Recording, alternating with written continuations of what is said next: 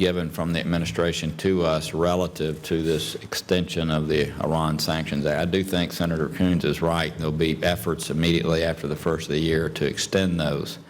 If there are things you need to share with us in a classified setting relative to that, that would be fine too. But I don't think this vague response does us a lot. And I'm not criticizing you. I know that that's where the administration is right now. But I don't think the vagueness of their thinking is particularly helpful to us. And there may be things you want to share that we're unaware of at present. Okay. Sir, I'll be happy to take that request back to my colleagues. Senator Perdue. Thank you, and I appreciate you guys and what you're trying to do. You've got a tough job. I think we are very naive in what we're trying to do, and I just look at history. I'm not trying to predict the future. I just look at history and to come to that conclusion. I have a couple questions related to some of the reports coming out. The IAEA just this month released their report that basically says Iran has lied about their PMD efforts. When the foreign minister of Iran, Zarif, said, and I quote, "The Islamic Republic of Iran has never sought nuclear weapons, nor will it seek them in the future."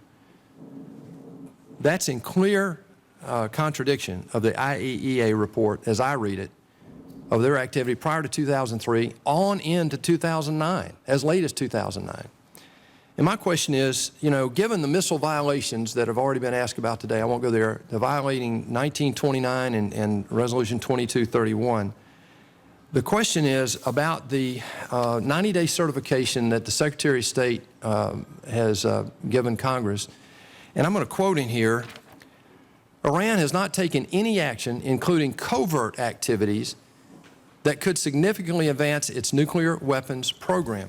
If they're firing missiles while we're in here before the implementation day in violation of the UN sanction or UN resolutions, they're thumbing their nose at us. And my concern is, I'm not clear on how the Secretary can make the certification that including covert activities that could significantly advance nuclear weapon program, that they've not taken any actions, when just last year the Defense Science Board concluded that in the case of Iran, our capabilities detect, quote, "undeclared facilities and or covert operations are either inadequate or more often do not exist." I'm just not sure how to believe the facts here. The revelation that they were, our own report in a December IAEA report basically says that they were doing this all the way through 2009. But there was also a report, the U.S. National Intelligence Estimate, this is back in 2007, assessed Iran's nuclear weapons program was halted in the fall of 2003. And we now know they went on to say has not restarted the program as of mid-2007. Now, I know those are old reports, but it goes to my question. I'd like the General to first address this, is what confidence do we have, given our own intelligence community's reservation to assure us, both in public and in private, about our own ability to detect true covert activity? Thank you for the question, Senator.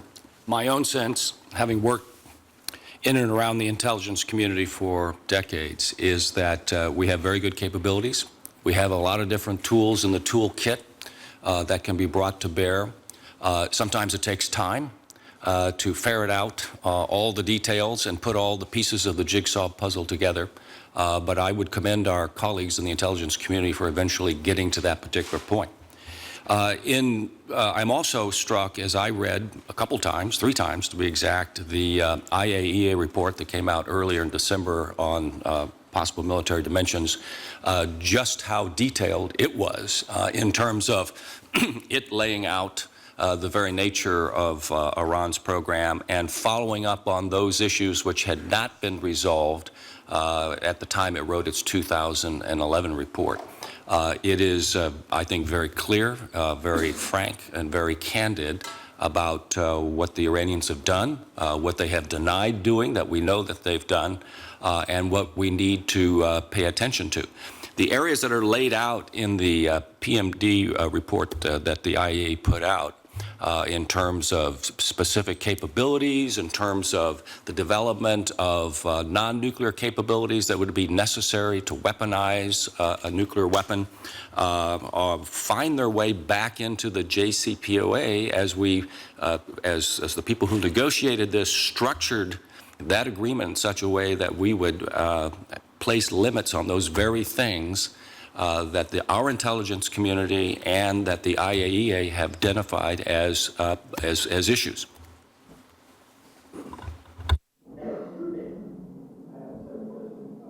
Second question, Ambassador, I'd like you to address this, if you will. The fourth item that was in this certification is that this is the suspension of sanctions related to Iran pursuant to the agreement is appropriate and proportionate to the specific and verifiable measures taken by Iran with respect to terminating its illicit nuclear program and is vital to the national security interest of the United States.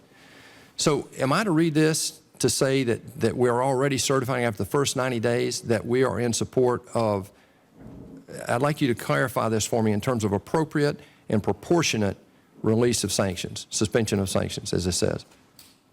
Sir, yes, there has been some limited sanctions relief up until now. That was negotiated as part of the Joint Program of Action, which was a mechanism by which to build some good negotiating faith to go forward in exchange for Iran's cessation of certain enrichment activities and other steps to begin to limit the nuclear program that was later that were later codified in the JCPOA. The United States did agree to allow the unfreezing of a small percentage of Iran's frozen assets. Can you be a little more specific? I mean, can you quantify what that release entails? Yes, it amounts to permission for Iran to withdraw $700 million of its frozen assets in various institutions around the world. Okay. Mr. Secretary, thank you again for your testimony. I appreciate your objectivity. I do take issue with one comment you made earlier that the administration has done everything it can to protect U.S. interests when in this negotiation we didn't even mention and negotiate the 4 hostages. And I don't want to fail to remember that we've got 4 U.S. citizens being held by this regime, and we are not even addressing that. The real question I have for you is, in the United Nations, realistically, with the Security Council veto sitting in front of us, what can we expect to be the reaction of the United Nations, and what are we really trying to get them to do specifically related to the violations of these 2 resolutions? Well, thank you, Senator. You know, on the first point, I absolutely share your frustration that we can't solve every problem at once. In negotiations with the Soviet Union on arms control, we were never able to settle human rights questions, questions of foreign intervention in the Warsaw Pact countries, or a host of other issues. And yet those agreements were vital to U.S. national security, and I think, without making any kind of prediction about Iran, laid the groundwork for eventual progress that was made in Eastern Europe and ultimately the Soviet Union. But they were limited. They didn't solve every issue at once. Now, in the case of what we can expect from the Security Council, I take very well Senator Kuhn's point that we should force people to be on the record. Further, I think that it is important that we continue to support with our own expertise the UN Sanctions Committee, which will have, I hope, a bigger role in identifying and publicizing violations by Iran and violation by companies and merchants outside of Iran. That kind of publicity is what we rely upon when we go make the argument to an exporting country or a transshipment company, you've got to do something to stop that shipment of technology. So even if there is not in the end a UN Security Council resolution, what the Sanctions Committee has already done is valuable to our counterproliferation efforts. Thank you. Senator Boxer.